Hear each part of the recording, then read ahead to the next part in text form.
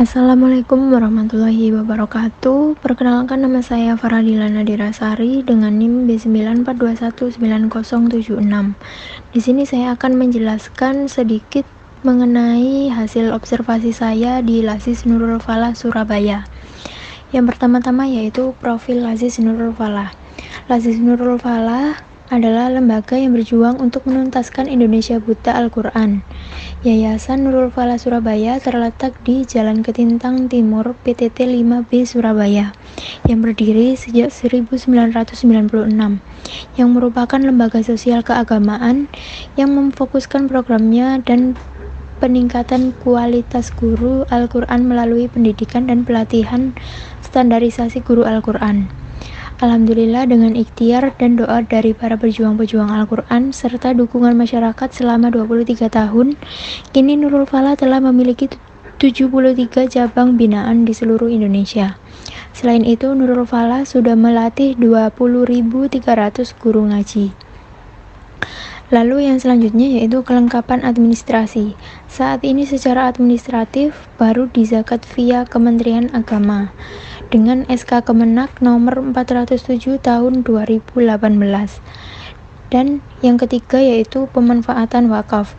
Pemanfaatan wakaf di Lazis Nurul Falah lebih cenderung ke wakaf berupa uang. Di sini pemanfaatan wakaf di Lazis Nurul Falah ada 3, yaitu wakaf pembangunan pondok pesantren tahfiz, lalu yang kedua wakaf Al-Quran untuk santri, dan yang ketiga yaitu wakaf mobil dakwah Al-Quran. Yang pertama yaitu wakaf pembangunan pondok pesantren tahfiz. Lazis Nurul Falah ini mempunyai program unggulan yaitu membangun gedung pondok pesantren yang dikhususkan bagi mahasiswa tahfiz. Keunggulan pesantren tahfiz ini dikhususkan untuk mahasiswa yang ingin memulai ataupun melanjutkan hafalan Al-Qur'annya. Pesantren tahfiz Al-Qur'an Nurul Falah nantinya akan dibangun 3 lantai, sedangkan saat ini dalam proses perampungan lantai 2. Gedung pesantren tahfiz Al-Quran Nurul Falah sudah bisa ditempati oleh para santri sejak bulan September 2019. Meskipun hingga saat ini masih dalam tahap proses perampungan pembangunan, namun sejumlah sarana satu persatu mulai dilengkapi. Lazis Nurul Falah memberikan kesempatan bagi para donatur yang mau berpartisipasi dalam membangun jariah yang insya Allah penuh berkah sebagai investasi amal jariah di dunia akhirat. Lalu yang selanjutnya yaitu wakaf Quran untuk santri. Di sisi lain, semakin banyak santri tahfiz dan lembaga yang kurang mampu menyediakan media belajar Al-Quran seperti kitab suci Al-Quran, alat peraga pendidikan, dan lain-lain, maka itu semua menjadi penunjang pembelajaran Al-Quran untuk santri. Maka dari itu, Lazis Nurul Falah sendiri membuka kesempatan para donatur untuk membantu mereka dengan wakaf Al-Quran dengan biaya Rp50.000 dapat membantu senilai 1 mushaf Al-Quran. Setiap wakaf Al-Quran akan disalurkan ke lembaga pendidikan Al-Quran. Saat ini Lazis Nurul Falah memiliki jaringan lebih dari 9.000 lembaga yang tersebar.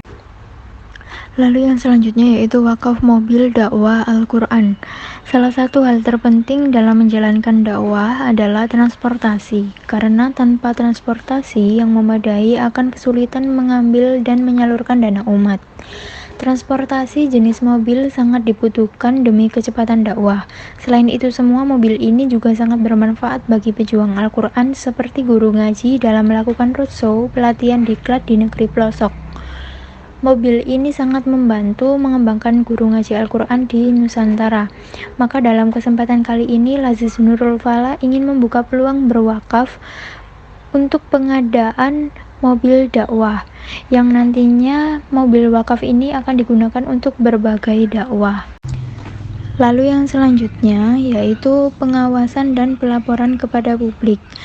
Pengawasan sendiri dalam Lazis Nurul Falah tersebut dapat dipahami sebagai proses pemberian pengawasan pada semua hal yang terlibat dalam melaksanakan kebijakan dan pencapaian tujuan. Pengelolaan dana sosial pada Lazis Nurul Falah memiliki beberapa proses, mulai dari penggalangan dana, pencatatan, pengauditan, penyaluran, dan laporan. Jadi pengelolaan dana sosial tersebut benar-benar dikelola dengan maksimal dan dijaga amanah yang diberikan dari para donatur. Lalu pelaporannya. Pelaporan setiap hari itu keuangan melakukan pencatatan dan laporan beberapa uang yang masuk dan seberapa banyak uang atau dana yang keluar.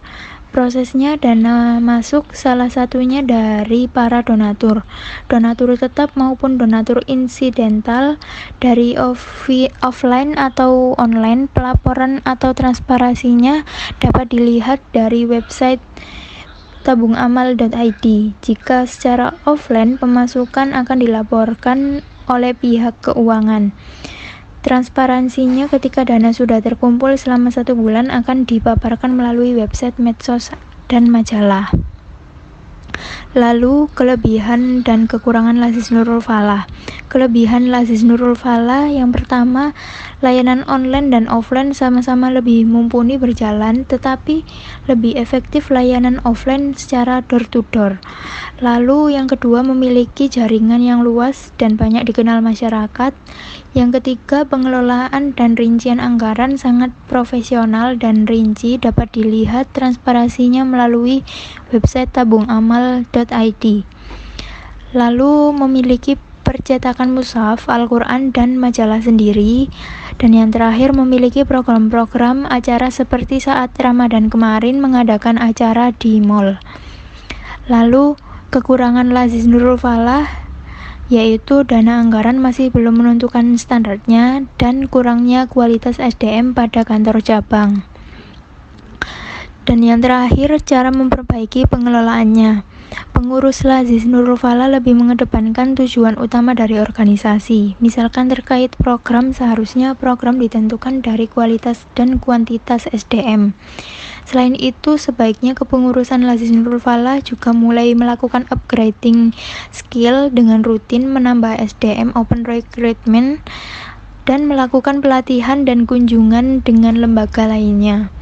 Kemudian terkait anggaran dan prosedur, sebaiknya memiliki ketentuan atau standar sendiri, tidak hanya menyesuaikan kebutuhan program, sebab anggaran dan prosedur menjadi kebutuhan yang harus dipenuhi oleh organisasi guna mendukung terlaksananya strategi dalam mencapai tujuan. Baik, sekian pemaparan dari hasil observasi saya. Terima kasih. Wassalamualaikum warahmatullahi wabarakatuh.